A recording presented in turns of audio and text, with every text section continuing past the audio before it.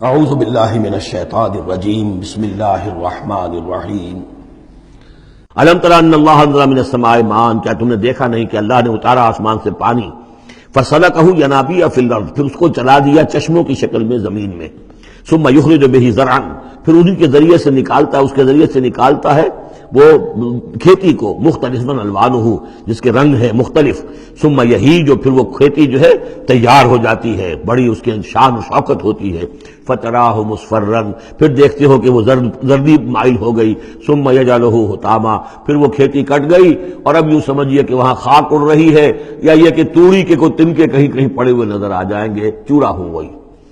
ان فی ذلک لذکر لأولی الالباب، اسی کے اندر ہے یاد دہانی اور سبق ہوش مند لوگوں کے لیے کہ یہی معاملہ تمہارا ہے۔ جب تم پیدا ہوتے ہو تو جیسے کھیتی نئی نئی اپجتی ہے تو کسان کتنا خوش ہوتا ہے، کسی کے یہاں بیٹا پیدا ہوا کتنی خوشی ہو رہی ہے، اس کی آمد کو جو ہے سیلیبریٹ کیا جا رہا ہے، پھر وہ جوانی کو پہنچتا ہے،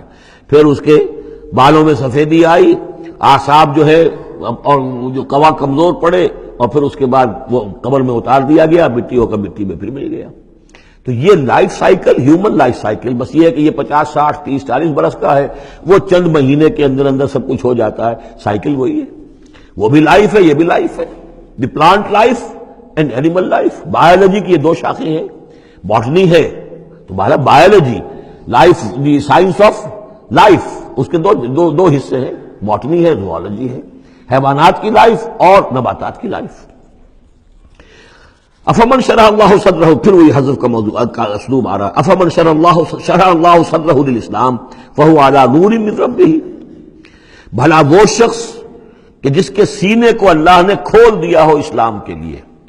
اور وہ اپنے رب کی طرف سے نور پر ہے، اندرونی بصیرت اس سے حاصل ہے، اندر اس کا جگمگا رہا ہے اللہ کے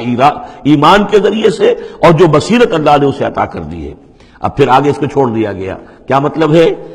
افمن شرح اللہ صدرہ للاسلام فہو علی نور من ربہ، جو اپنے رب کی طرف سے نور کے پر ہے، کمن ہوا فی الظلمات، کیا وہ اس شخص کے مانند ہو جائے گا جو اندھیروں میں بھٹک رہا ہے؟ لیکن نہیں، اس کو یہاں درج نہیں کیا۔ فویل للقاسیۃ قلوبہم، تو ہلاکت اور بربادی ہے ان لوگوں کی جن کے دل سخت ہو چکے ہیں من ذکر اللہ کے ذکر سے، یعنی اتنے سخت ہو چکے ہیں کہ ان میں گداز ہی نہیں ہے، ان میں اللہ کے لیے کوئی شوق ہی نہیں ہے، اللہ کو یاد کرنے کا کوئی ذوق ہی نہیں ہے، ان کے دل سخت ہو چکے ہیں، ان کے لیے ہلاکت اور بربادی ہے۔ اولئک فی ضلال مبین، یقیناً یہ لوگ ہیں کھلی گمراہی میں بھٹکے ہوئے ہیں۔ اللہ نزل احسن الحدیث کتابا متشابہا،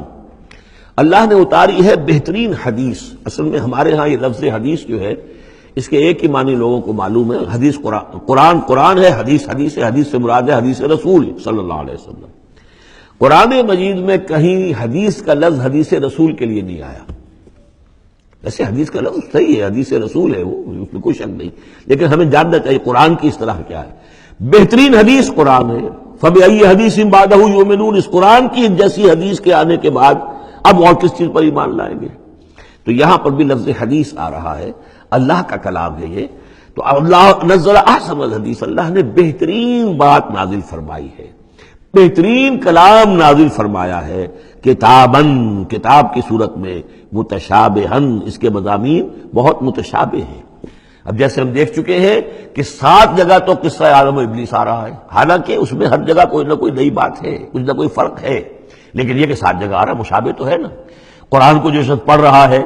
اگر ایک ہفتے میں وہ ختم کرتا ہے تو گویا کہ ہر ہفتے اسے کہیں نہ کہیں وہ آدم و ابلیس کا تذکرہ جو ہے وہ مل جائے گا ہر روز میں۔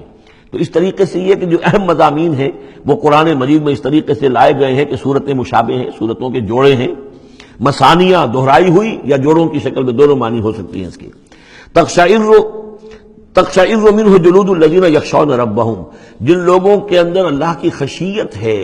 ان کے رونگٹے کھڑے ہو جاتے ہیں اس کتاب کو پڑھ کر، اس کو پڑھتے ہوئے ان پر جو اللہ تعالیٰ کا خوف اور اللہ کی خشیت طاری ہوتی ہے تو جسم کے جو بال ہیں، جلد کے اوپر جو بال ہیں وہ کھڑے ہو جاتے ہیں۔ ثم تلین جلودہم وقلوبہم الی ذکر اللہ، پھر اس کے بعد ان کی کھالیں بھی اور ان کے دل بھی اللہ کی یاد میں نرم پڑ جاتے ہیں۔ ذالک ھدی اللہ یہدی بہ من یشاء، یہ اللہ کی ہدایت ہے جو وہ دیتا ہے جس کو چاہتا ہے۔ ومن یضلل اللہ فما لہ من ہاد، اور جس کی گمراہی پر اللہ تعالیٰ کی طرف سے مہر ثبت ہو چکی پھر اس کے لیے کوئی ہدایت دینے والا نہیں۔ افمن یتقی بوجہہ سوء العذاب یوم القیامہ، پھر وہی حذف کا موضوع ہے، کا اسلوب ہے، بھلا وہ شخص کہ جو اپنے چہرے کو سوء العذاب سے بچانے کی کوشش کرتا ہے، جو روکتا ہے اپنے منہ سے، آگ کی لپیٹ آ رہی ہے، آگ کے جو ہے تھپیڑے آ رہے ہیں، اور وہ کیا کرے، چہرہ جو ہے اس کی زد میں ہے۔ افمن یتقی بوجہہ، اپنے چہرے سے روکتا ہے، سوء العذاب، عذاب کو، یوم القیامہ، قیامت کے دن، تو کیا بھلا وہ شخص اس کے برابر ہو جائے گا جو روح و ریحان و جنت نعیم کے اندر ہے؟ برابر تو نہیں ہوگے۔ بھلا وہ شخص کہ جو روکتا ہے اپنے منہ پر برا عذاب یوم القیامہ، قیامت کے دن، وقیل للظالمین ذوقوا ما کنتم تکسبون، اور کہہ دیا جائے گا ان سے، ظالموں سے، چکھو مزہ، جو کچھ کمائی تم کرتے رہے تھے، یہ تمہارے وہی اعمال ہیں کہ جنہوں نے اس آگ کی شکل اختیار کی ہے۔ کذب الذین من قبلہم، اے نبی جھٹلایا انہوں نے بھی جو ان سے پہلے تھے،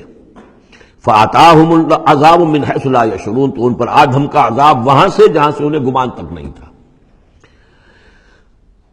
فَأَذَاقَهُمُ اللَّهُ الْخِزْيَ فِي الْحَيَاةِ الدُّنْيَا، تو اللہ تعالیٰ نے دنیا کی زندگی میں انہیں رسوائی کا مزہ چکھا دیا۔